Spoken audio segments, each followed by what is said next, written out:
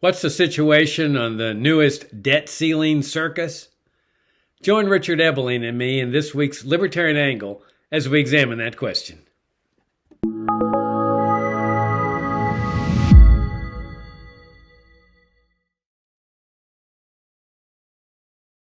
Hi, I'm Jacob Hornberger, president of the Future of Freedom Foundation, and this is this week's Libertarian Angle, a show that y'all know brings you the principled, uncompromising case for the libertarian philosophy, especially within the burning context, the context of the burning issues of the day. And I'm joined, as I am most times, by my co-host, Richard Ebeling, professor of economics at the Citadel. Richard, good to see you again. It's great to see you and to be here with our viewers and listeners.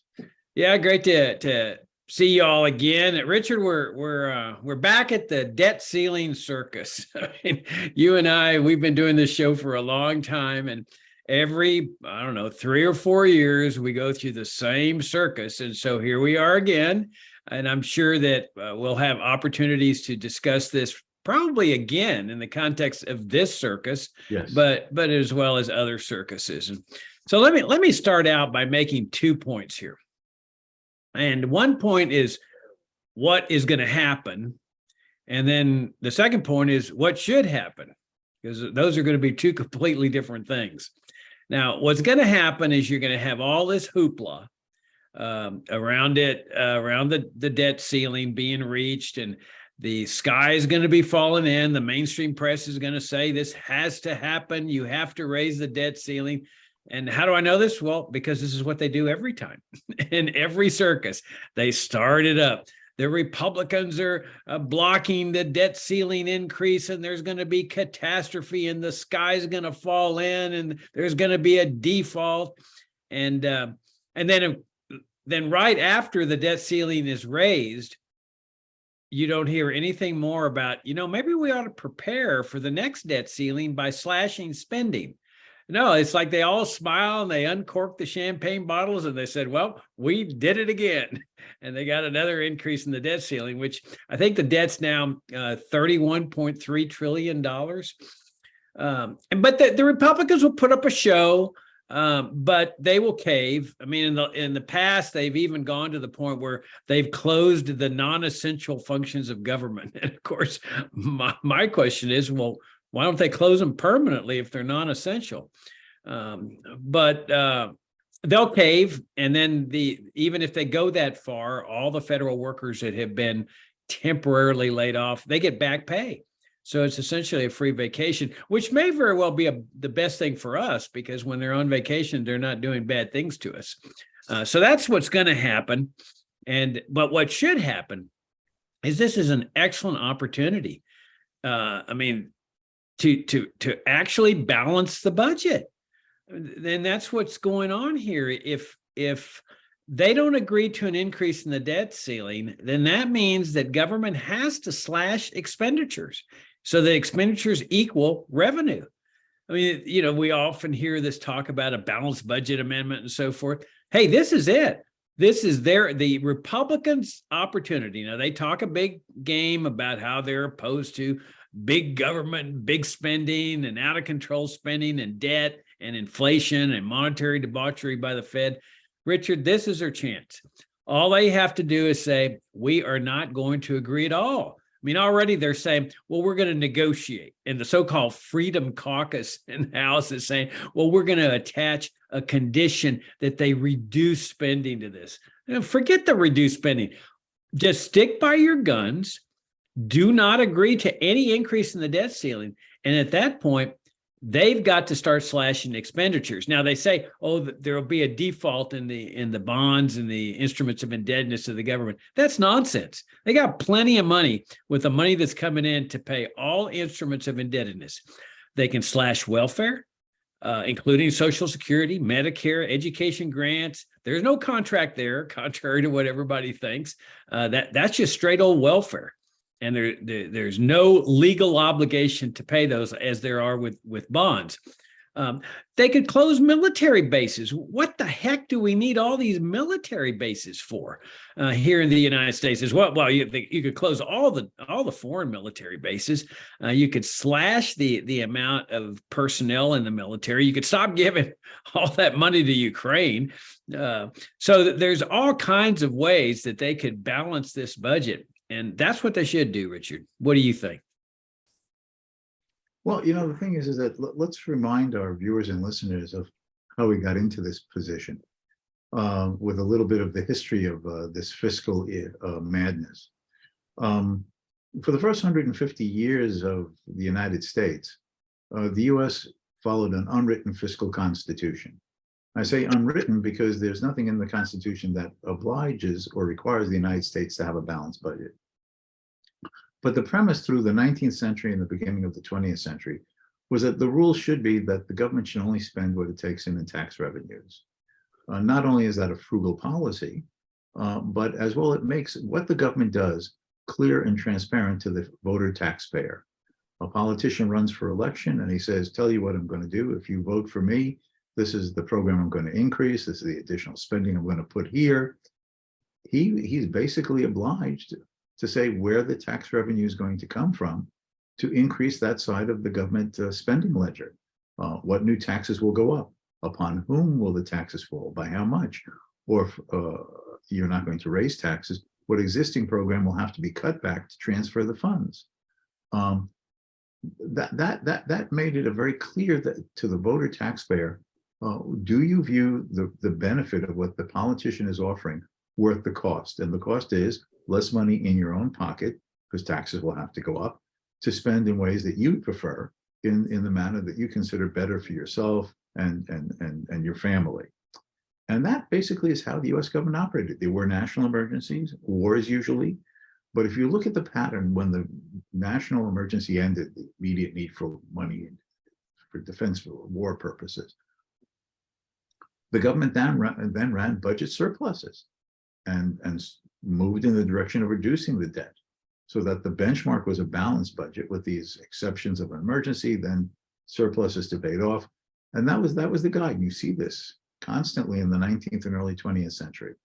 But come the Great Depression, this changed completely.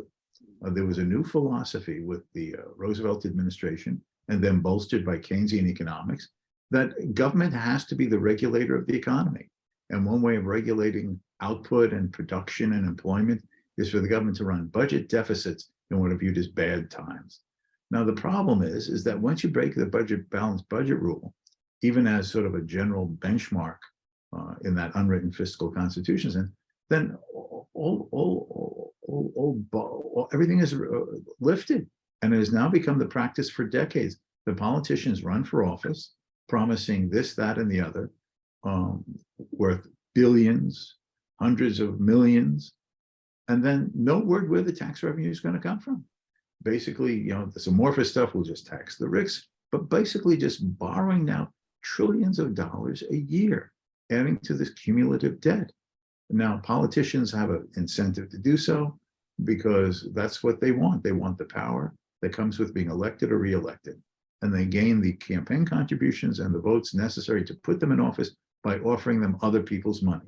Other people's money because there are taxes, but also other people's money in the form of borrowed money, which siphons resources and investable capital out of private sector hands, and in principle burdens future generations to have to pay it back plus the interest that's been promised. How has this been developing in recent times? Well, it took from 1790 to 1980, just before Reagan became president, for the US to accumulate $1 trillion of national debt. 20 years later, by 2000, the national debt had become $5 trillion. Then under George W. Bush, his 8 years in office, the debt doubled from $5 trillion to $10 trillion. Then under the 8 years of Barack Obama, the debt doubled again from 10 to 20 trillion. Then under Donald Trump, it rose to about 27 trillion. And now just in what, 2 years, well, in terms of, it's not even less than 2 years in terms of actual inauguration, in the less than 2 years that Biden has been president, It's now gone from that approximately 27 trillion to over 31 trillion, as you were pointing out. And the Congressional Budget Office extrapolates that under current legislation and the way Congress operates, over the next decades, as far as the fiscal eye can see, the deficit spending and the debt will grow. In fact, they estimate that by 10 years from now, around 2032, 2033, the government will be borrowing 10 years from now, $2 trillion to cover that year's deficit. And what will that money be used for? One of the $2 trillion will be needed just to pay the interest on the accumulated debt up to that time. So we're borrowing money to pay the interest on the previously borrowed money. This is unsustainable from a whole variety of perspectives. Now, as you were saying, the fact is, by de facto, if the debt ceiling was not breached, the US government is operating on the basis of a balanced budget. It then is not allowed to spend any more than is already taken in taxes. The consequence of this is that they will have to cut spending. Now, with all of the hand-wringing by the Democrats, oh, we can't do this. And then, of course, the Republicans with their rhetoric out of one side of their mouth and their desire to not cut spending in the other. As you were correctly pointing out, there's sufficient tax collected revenue, trillions of dollars, to meet all interest obligations that will be coming due to creditors of the national debt. At the same time, if cutting was necessary, even if they wanted to wring their hands, oh, the elderly with Social Security, oh, Aunt Minnie won't be able to go to the doctor, Medicare, Medicaid, then don't cut the entitlements, even if you want to play your own game. Go to the discretionary spending. There's plenty of discretionary spending, non-entitlement spending, the defense budget, NPR, right, all that stuff, the Department of Education, the Department of Agriculture, the Department of Commerce. You can go down the whole litany. The FBI, the CIA, all of these can be easily cut without having to gore the oxes that you don't want to gore immediately. So it's all absurd. But the point is, they could do this. The creditworthiness of the United States government would not be threatened. The debt obligations could be met as they're coming due between now and into the future. But it requires them to make tough decisions of having to say no. But the problem is, for a politician, love is never having to say no, because you love everyone. And you just want to be able to say, I'm going to give you this, and I'm going to make your life better. And we'll see that you have things that you need. And that only comes either from taxing Bill or borrowing from Bob. And if you borrow from Bob, Bob's eventually expected to be paid back. And that also means that you're burdening future generations while siphoning off current savings that could be used for productive private sector investment to make the economy grow in the long run. Now, if I can make one other point on this, Jacob, a theme that the Nobel laureate economist James Buchanan used to emphasize, and that is the immorality of imposing these burdens on future generations. The analogy would be something like this. Suppose that Bob and Sally's parents are getting on in years, and they decide to have a good time before they die. So they squander their entire life savings, and at the same time, they max out all of their credit cards, going on cruises, world tours, and then they die. And in their wills, they tell Bob and Sally, their dear and loved children, that they have made them legally obligated for all of the accumulated debt that they've left them with. Would Bob and Sally consider these loving, caring, supporting parents? No, they'll consider their parents to be irresponsible, to have had a good time, and then left them with the financial burden. Now, in a nutshell, that's part of Buchanan's argument, that the current generation is living beyond its means by having to borrow, and then burdening other future generations to have to pay it back, and making them poorer because all of that borrowed wealth will have been squandered in non-productive ways. That means that standards of living will necessarily be less in the future. This is horrendous from a whole variety of perspectives. Yeah, when you talk about the lack of this problem throughout the 1800s and into the early 1900s, There was one big reason for that. Well, a couple of reasons. One is the government didn't have hardly anything to do. They didn't have big expenditures. That was the way the American people wanted it. I mean, there was no welfare state. There was no Social Security, Medicare, Medicaid, education grants, farm subsidies, and the like. Americans didn't want socialism for the first 100 years. There was also no big military establishment. There was a military, but it was a very relatively small, basic military force. There was no big military industrial complex, no army of voracious defense contractors, no foreign military bases, no foreign interventions, at least not in Europe and Asia, and no CIA, no NSA, no departments like you mentioned, agriculture, labor, and so forth. So it'd be pretty easy when the government had maybe some post offices. It's pretty easy to balance a budget when your expenditures are really small. But as the progressives started moving America in the direction of the welfare state initially, and then later in the warfare state, things start changing. And in 1913, two big things happen. You get the 16th Amendment, which they said, oh, well, this will be income taxation only on the rich. We'll never impose it on the middle class or the poor. And then they got the Federal Reserve the central bank. Well, it's my conviction, Richard, that they were just getting ready. They were getting ready they knew that a welfare state was going to cost a lot of money. And so that happens in a pretty short period of time. By the time the 1930s come along, America is now converted to a welfare state. And of course, the first welfare state program was Social Security. You also get the regulated society, the National Industrial Recovery Act, and all the other alphabet agencies that Roosevelt was getting. And so now when you're giving benefits to people, now the floodgates are open because everybody's going to start clamoring, I want mine, I want mine. And then you get the warfare state coming into existence after World War II. And you know darn well the warfare state's going to just start expanding exponentially. So how do they handle this? They've got a certain amount of tax revenues, and all of a sudden the expenditures are exceeding the revenues. Well, they can tax people more. I mean, all they got to do is raise taxes and cover the expenditures. But people don't like taxes, and they know that. So they resort to borrowing.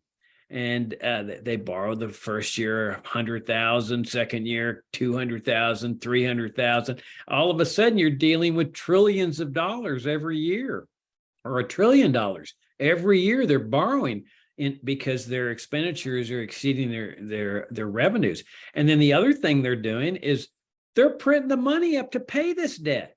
I mean, that's what they always have, that backstop decade after decade. If you look at the purchasing power of the dollar from the time Roosevelt confiscated or nationalized gold, which had been the official money of the United States for more than 100 years, and you look at the purchasing power of the dollar, it goes down all the way up through today. Why? Well, because they've been printing the money to pay off this debt, to accommodate the debt. And that's what politicians know. Okay, we'll go borrow the money, but what's the difference? The Fed's going to pay it off anyway. And so people have to pay higher prices. So what if their dollar buys less? They won't know that we're responsible for this. Well, as you say, this is not a sustainable system. And if anybody doubts that, go talk to anybody from Greece, because this is exactly what happened in Greece. They got to a point where their revenues were not enough to cover the interest. And at that point, they were busted.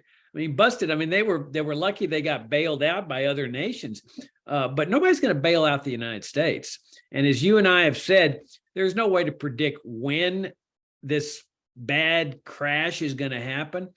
All we can say is that at some point that crash is going to come, because this is an unsustainable system where you're mounting up unbelievable amounts of debt, and you're continuing to do it.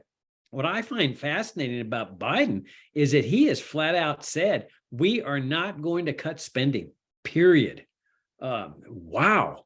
I mean, he's essentially throwing the gauntlet down, saying we will increase debt indefinitely into the future. So the die is pretty cast, Richard. My hunch is that at some point the Federal Reserve is going to have to cave on these interest rate increases, because the more they raise the interest rates, that increases the cost for the government too on its debt. And at some point they're going to figure that out. And I think there's going to be a collision. And I think when that collision comes, the Fed's going to cave. Anyway, Well, what do you think? What Biden clearly has decided not to do is not to be put into the corner that Bill Clinton was. Now, Bill Clinton won the 1992 election, but in the off-year election of 94, the Republicans took over both the House and the Senate completely. And Newt Gingrich, with his what was it, the Program for America, whatever the hell it was, said, government spending is too big, and they forced Clinton into toying on so much so that the 4 years of Clinton's second term was a period in which there were budget surpluses. Yes, budget surpluses, not big ones, but and I remember reading it. Oh, there was fear and trepidation. My gosh, America is moving into a budget surplus era. What if the government pays back the entire debt? What will be the debt instruments that the Federal Reserve will then have to print money? They won't have any U.S. bonds to buy. Oh, God, then the Federal Reserve will be stumped. Oh, no, this is a disaster. And now Biden controls narrowly the Senate. And he's not going to be put in this corner because, you see, the government spending is, of course, all politicians, elixir. But the problem is for the Democrats, they don't even have the rhetoric of limited government. They don't even have the forgotten principles of individual liberty and free enterprise. They don't. They live off big government. They live by spending other people's money and promising more and more to gain more and more people dependent upon the government to keep their re-elections going. They cannot live without living off this government spending, and it's continual growth. So that they're in the position, their lifeblood requires the continuation of this. And he's working under the correct assumption that when it comes to that, quote, negotiating table, and someone has to blink first, the Republicans will blink. Now, maybe Biden will throw some little trivial bone that amounts to nothing because everybody has to save face in the public political arena. But at the bottom line is it's going to be meaningless. They'll raise the debt limit another $2-3 trillion to get them off the hook for another year or two. And the cycle will just repeat itself. But until there is a willingness to ask ourselves the fundamental questions, what is the purpose of government in society? Therefore, what are the responsibilities and duties that we expect from the federal government, separate from what we expect, also asking the same questions from state and local governments? And until we're willing to do that, and therefore look in the mirror and say, is the government doing what it's supposed to do by the philosophy of freedom, under a strict original traditionalist interpretation of the Constitution and the functions of the federal government under the Constitution? Until we're willing to do that, we're going to continue down a road that leads to the abyss of fiscal disaster. And as you were saying, Greece could be bailed out by the International Monetary Fund, the European Central Bank, band-aids from France and Germany. But who bails us out when we reach that crisis point? Oh, I forgot. Neptune, planet Pluto, Uranus, Mars, Venus. Yes, other planets will bail us out. You think the Chinese are going to bail us out? They already hold over $1 trillion of our debt. You think the Arab oil exporting countries are going to bail us out? The Persian Gulf countries already hold $1 trillion of our debt. And it goes on and on. These countries will just dump their bonds, crash the dollar, and make the crisis even worse. Yeah, I'm glad you brought up about the real principal case for liberty, because we're dealing here with a practical problem. So when you and I had say slash spending, we're really addressing the budget deficit and the debt problem. But it's not, we shouldn't even leave any kind of implication that this is what a free society is. When we start moving into the other area, what a free society is, we're talking about abolishing programs, abolishing the illegitimate roles of government. So while you may slash Social Security or military spending in order to address this particular crisis, to achieve the free society, you've got to get rid of all these socialist programs. Socialism has been the bane of mankind. If we haven't learned anything in the 20th century, it's that. And the military-industrial complex, the national security state, we started out as a limited government republic, and that's what we need to restore. We need to get rid of the CIA, the Pentagon, the NSA, and have a basic military force. Then we're starting to talk about freedom. The other point I wanted to make here, Richard, is that, there's no question that Biden and the Democrats are irrevocably committed to this big spending agenda. But by the same token, people clamor for this thing. There's a lot of people on the dole, and everybody's that's on the dole wants their dole continued. They want to cut everybody else's dole. But when you add up everybody that says, no, my dole's important, I need my dole, there's not anybody saying, well, okay, we'll stand up and sacrifice our dole. And the military's darn sure not doing it. They're up to $850 billion now. I don't see them saying, well, we'll make a sacrifice here to balance the budget. No, they're doing the exact opposite. They're going to say, you abolish or reduce over there in the welfare state side, but don't take our dole from us. So I don't, unless there's a change in the climate of public opinion, that crisis of conscience, like you were suggesting, that people realize, what, this is not the system I want to leave for my children and my grandchildren. I'm going to rise to the occasion here. I'm going to put this house in good order. That when they get to that point, then we're going to see some real progress. And at that point, I don't think anybody in Washington would be able to withstand that, where there's this surge of conscience and consciousness about what's going on and who's responsible and what we need to do to get back on the right track. Unfortunately, the problem, as you were just saying, is that precisely the growth of government by necessity has recipients of government spending, whether it be tax dollars or borrowed money. And the wider the network of interest groups that increasingly rely upon so much of government spending as their sources of income or financial support and services, the more difficult it becomes to find a sufficient majority to want to move the other way, because the coalitions of government benefiting interest groups become so large that there's no one left to stand up and resist, which means that there has to become a crisis point where it now is confronting us that they're just, well, as Margaret Thatcher supposedly said, socialism ends when there's no longer other people's money to spend. Well, and that very well may be the case, because young people are having a really difficult time right now with given the amount of money that's taken out of their pocketbooks to fund the welfare warfare state, and then the amount of money that they're losing in purchasing power. So as this thing gets bigger and bigger, the burden on them, on their shoulders, gets heavier and heavier. Just as a timetable, as we wrap things up here, they're get to the debt ceiling limit any time now, any day now. I think it's supposed to be Thursday of this week. Tomorrow, or today, but they're still able to finagle some stuff. From what I read, they've got all these sophisticated methods of finagling things to get them to June or July, yes. And at that point, the crunch comes. That you got to do something at that point, either raise the debt ceiling or start shutting things down. So I'm sure there's going to be plenty of opportunities between now and then for you and me to come back and talk about what's going on. Yes, and I too am looking forward to the furloughing of all the non-essential personnel. I mean, the last time we had a shutdown like this, there was a great cartoon. They had a banner over a government building. Welcome back, non-essential personnel. What the hell are they doing there in the first place if they're non-essential? That's exactly what I heard that they went into depression, and a lot of them had to go into therapy because they were labeled as non-essential. It was a self-esteem problem.